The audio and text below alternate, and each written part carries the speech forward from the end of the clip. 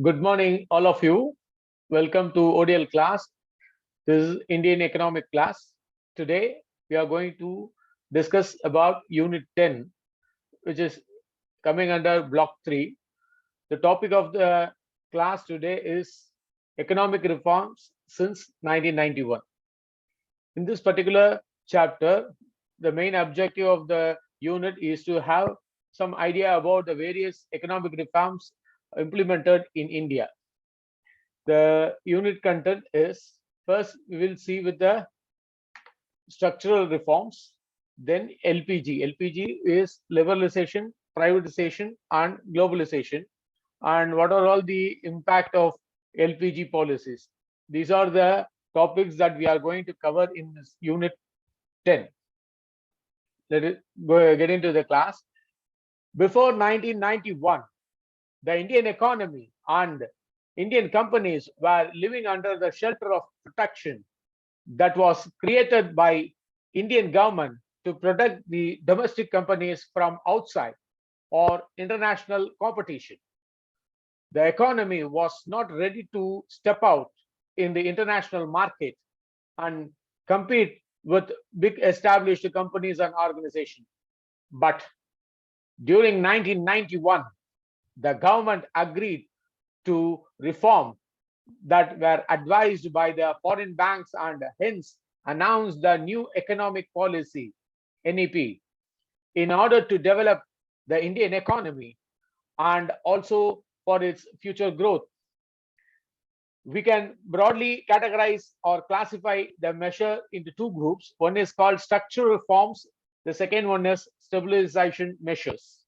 Let us first initiate with the stabilization measures and then we'll go to the structural reforms. The stabilization measure were taken and accepted by the Indian government to revamp the Indian economy.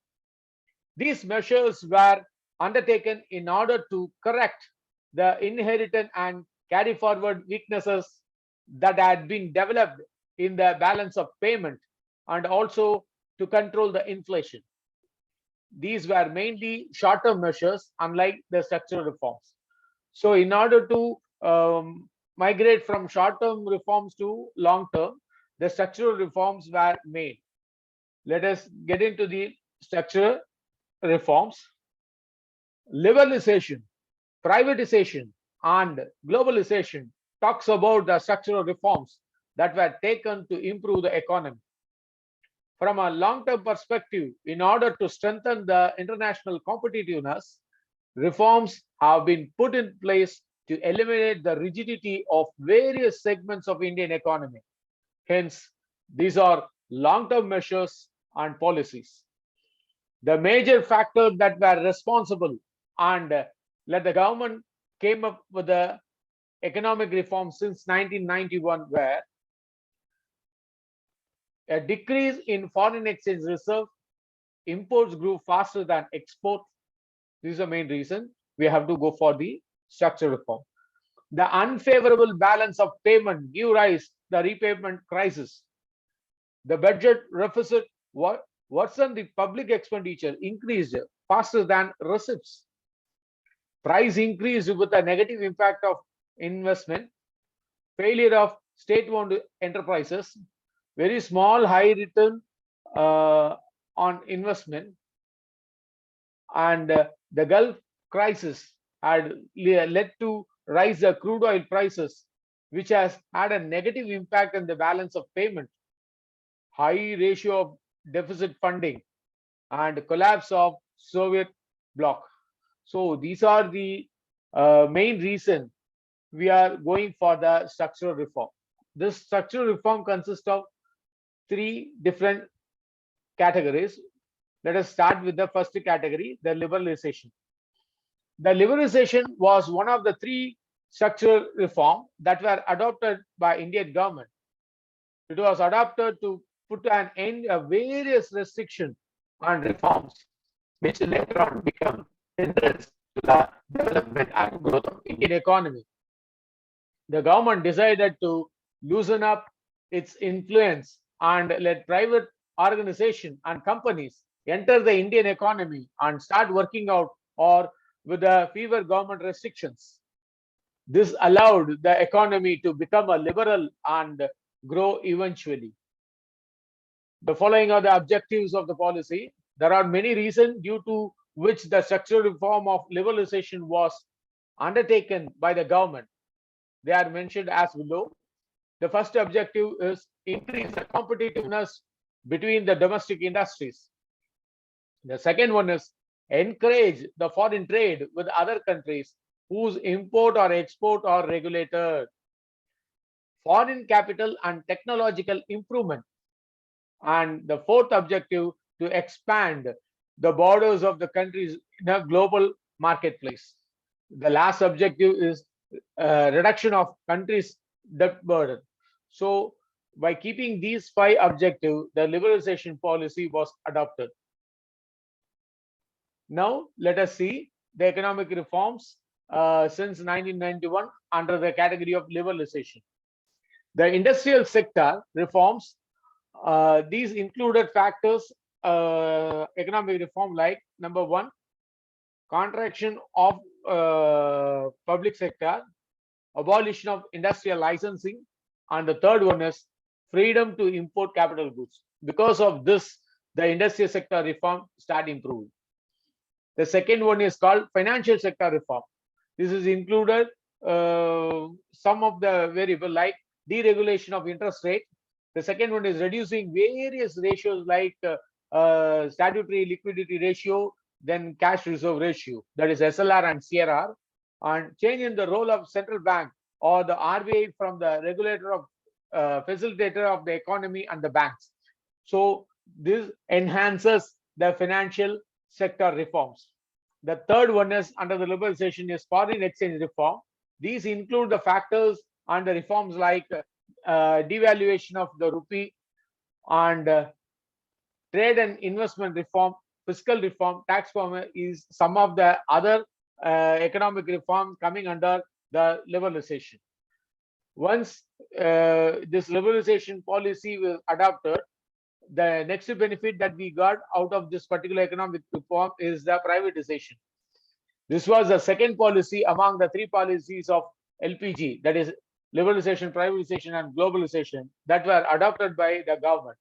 The privatization policy had been used to enhance the dominant role of private sector enterprises and diminish the role of public sector enterprises. In simple words, it reduces the ownership of the management of the government-owned company. Now, the state-owned enterprises can be turned into private enterprises in two ways. One is by disinvestment. The second one is withdrawal of the governmental ownership, and stake has been the public sector companies. So, the priority given to the private sector. Now, let us move to what are the forms of privatization.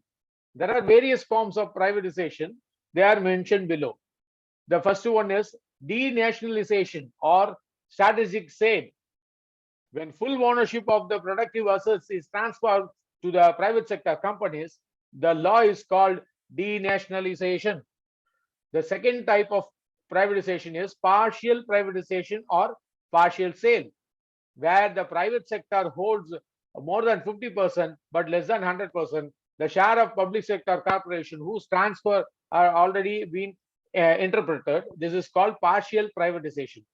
In this case, most of the share are held with the private sector. Accordingly, the private sector has a significant role over the functionality and autonomy in the business. The third type is deficit privatization or token privatization. When the government disinvests its share of capital to a degree of 5 to 10% to compensate the deficit in the budget, it is called privatization deficit. So you can expect section B question, what are the forms of privatization? So you have to say three type of thing. One is denationalization. Second one is partial privatization. Third one, deficit privatization. In other words, it is called strategic sale, partial sale, and total privatization. Now, let us move to objective of privatization. The economic reform since 1991 also talks about the various objectives of privatization as a policy. These are the objective of privatization: to improve the government's fiscal situation, to reduce the workload on public sector firms, to raise the capital through disinvestment, to increase the effectiveness of governmental agencies, to provide the customer with a high quality and improved goods and services, to develop the healthy competition in the society, and to encourage the foreign direct investment, foreign portfolio investment, foreign institutional investment in India. So these seven are the main objective of privatization. What are the policies adopted to improve the privatization? Yes, as per the unit class of 12, the economic reforms since 1991, the policies were adopted in the privatization of India is as follows: contraction of public sector, abolishing the ownership of the government, and sale of share of public enterprises. These are the three methods to improve the privatization. And now we will move to the last part of LPG, that is globalization. This is the third policy of LPG. The globalization refers to integration of economy to the nation with the global economy. During globalization, the emphasis is placed on foreign trade and private and institutional foreign investment. It was the final LPG policy to implement in India. Having said that, globalization as a term is very complicated in phenomena. So it's very difficult to define within a few words. So we have to elaborate it. The main objective is to transform the world into the independent and integrated world by defining various strategic policies. Globalization also tries to create the world without borders, where the needs of the country can come from all over the world and become a great economy. The most important outcome of globalization in the Indian economy is concept of outsourcing model. This is a very technical word, concept of outsourcing model. You can expect a separate section be question. The outsourcing refers to when the company of the country hires a professional from the other countries to get their work done at a cheaper price. We used to call it a BPO or KPO. The best part of above outsourcing is that the work can be done at the lower cost and from the top sources and human resources available throughout the world. The services such as legal advice, marketing, technical assistance, even more, so on, were being outsourced from the companies based on the Western country like United States or United Kingdom or other part of Europe. As information technology, that is IT, was also developed in recent years, outsourcing the contract work from one country to another increased considerably due to globalization. The means of communication has broadened their reach, and also all the economic activities are increased around the world because of the improvement in the technology.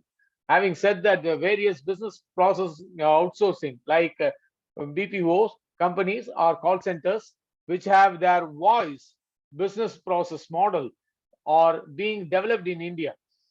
Activities such as accounting and bookkeeping services, clinical counseling, banking, and even education were being outsourced from developed countries to India. So now, with this basic idea, now let us see what are the advantages received out of globalization. The LPG, liberalization, privatization, and globalization talks about the many benefits of globalization. You can have a look at this. The first advantage, the biggest advantage of globalization and its outcome sourcing is that large multinational corporation or even small business can benefit from goods and services at a lower rate than the country's standard. We can get the goods at a cheaper rate. This is a very big advantage of globalization. The skill set and the availability of human resource capital in abundance in India is recorded as a most dynamic and effective throughout the world. So that is why the India is having the demand, because all the developed countries try to concentrate on India to do the business. And the third advantage is the professional of India are the best at that they do, because Indians are hard workers. They are got more employment opportunity because of the globalization.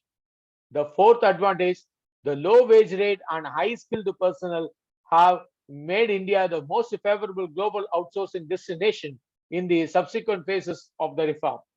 The last benefit is it has helped the growth and development in the tertiary sector, that is service sector of the economy, by creating more number of jobs, and most of the people get the job easily. That is why it generates the economic development and economic growth. So with this benefits, what are all the policies to promote the globalization? Some of the policies I have mentioned here.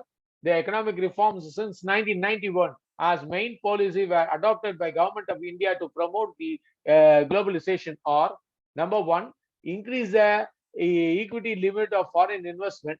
Second one is partial convertibility. The third one is long-term business and trade policy. And finally, reduction of tariff. Because of these things, the globalization is improved through by opening the door to foreign countries to India.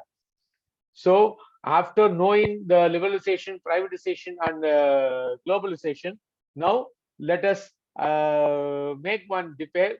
What are all the positive impact? What are all the negative impact because of LPG? They are in your semester examination. They are repeatedly asking this question. Explain the positive and negative impact of LPG. So first we will list out the positive impact, then we will list out the negative impact. The first positive impact is it increases the foreign investment or foreign direct investment in Indian economy. And the second advantage, it increases the foreign exchange reserve. The third one is it decreases the inflation rate. The fourth advantage, increase the national income. The fifth advantage, increase the export of the country. And there is a consumer sovereignty. Because of all these benefits, we prefer the LPG. But even though there are a number of benefits, it suffers with certain negative impacts also. Because of this globalization, the agriculture sector of Indian economy has somehow neglected after implementation of economic reform in 1991. So that was a very big drawback because of globalization, because people are trying to get the job in the industry sector and service sector. We are ignored the agriculture sector. The second one is we are having the growth, but that growth is a jobless growth. More few people are getting the job, but most of the people are losing their job because agriculture production is not there.